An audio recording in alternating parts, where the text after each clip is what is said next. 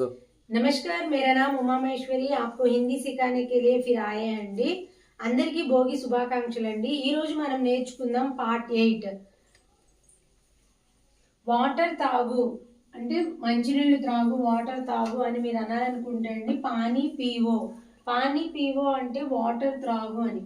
అన్నం తిను అని మీరు అనాలనుకోండి కానా కావో, కానా కావో అంటే అన్నం తిను।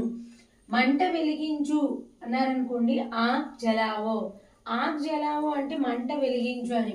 आज दिन क्या है, भोगी का त्योहार है ना, आज दिन इस शब्द बहुत यूज करते हैं।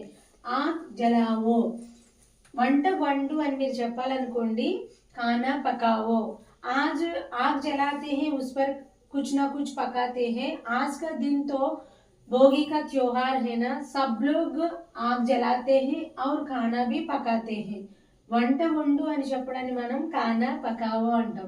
ఇది పట్టుకో, మన చేతుల్లో కనుక వెయిట్ ఎక్కువైపోయినా లేకపోతే ఏదైనా ఎక్స్ట్రా థింగ్స్ ఉన్నా మనం ఏం చెప్తామంటే ఇది పట్టుకో అది పెట్టుకో అని చెప్తూ ఉంటాం। యహ పకడో, యహ పకడో అంటే ఇది పట్టుకో।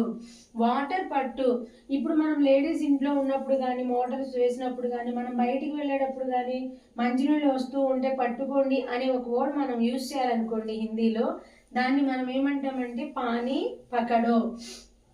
మందు వేసుకో, ఇక్కడ మందు అంటే మెడిసిన్ అండి। మనకి ఫీవర్ వచ్చినప్పుడు కానీ ఎప్పుడైనా కానీ మనం మెడిసిన్ వేసుకో అంటాం। అలాంటప్పుడు మనం దవా కాలో యా దవా లేలో, దవా కాలో అంటే మందు వేసుకో, లేలో అన్నా సరే మందు వేసుకో అని। శుభ్రం చేయి, శుభ్రం చేయి అని మీరు అనాలనుకోండి సాఫ్ కరో।